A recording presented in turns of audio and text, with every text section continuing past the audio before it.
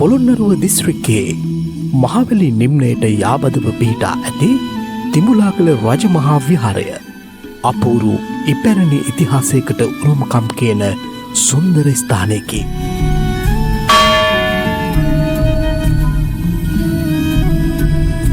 අනුරාධපුර පොළොන්නරුව යුගවලදී බොහෝ සෙයින් කතාබහට ලක්වන සහ එකල අතිශයින් බැබළුණු පුදුබිමක් වන තිඹුලාගල රජමහා විහාරය අද වන විටත් හෙළදිව ප්‍රකට ස්ථානයකි. මනස්කාන්ත වන අරණකින් හා කඳු නිම්නයකින් සමන්විත තිඹුලාගල රජමහා විහාරස්ථානයේ ඉහළ කඳු නිම්නය අතීතයේදී උදුම්බර ගිරි නමින් හඳුන්වනු ලැබූ අතර එහි ගල්ලෙන් 113ක් පිහිටා ඇත. ලෙන් විහාරයේ ඇතුළත ඉපැරණි ලෙන් සිතුවම් සහ බුදු පිළිම වහන්සේලාගේ මූර්ති හා නිර්මාණවලින් සමන්විත වන අතර ලෙන් විහාරයට ඉහළින් පර්වතෙහි ඉහළම ස්ථානයේ අහස් මාලිගයේ පිහිටා තිබේ.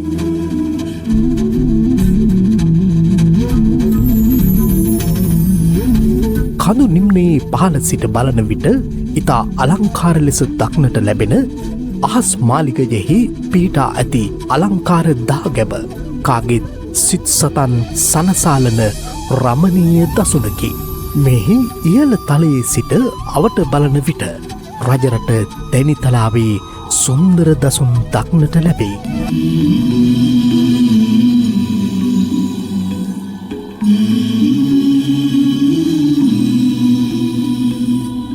මාරා වීදියට නුදුරින් ඉතා අලංකාර පොකුණු දෙකක් පිහිටා ඇති අතර ඉන් එකක් ඖෂධ පොකුණ ලෙස සැලකේ.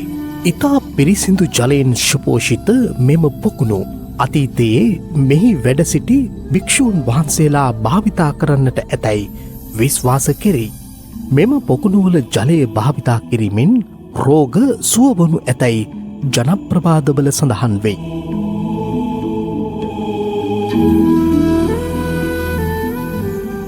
එදස් 987 වර්ෂයේදී HCP බෙල් මහතා විසින් පුල්ලිගොඩ සිතුවම ලෙස හඳුනාගෙන ඇත. විහාරයේ සිට කිලෝමීටර 4ක් පමණ දුරින් පිහිටි මෙම ස්ථානයේ ගල්බෙනයක ප්‍රභාමණ්ඩල සහිත දේවරූප 5ක් දක්නට ලැබේ. අඩි 5ක් පමණ දිගින් යුත් මෙම දේවරූප පොළොන්නරු යුගයේදී නිර්මාණය වී ඇතැයි විශ්වාස කෙරේ.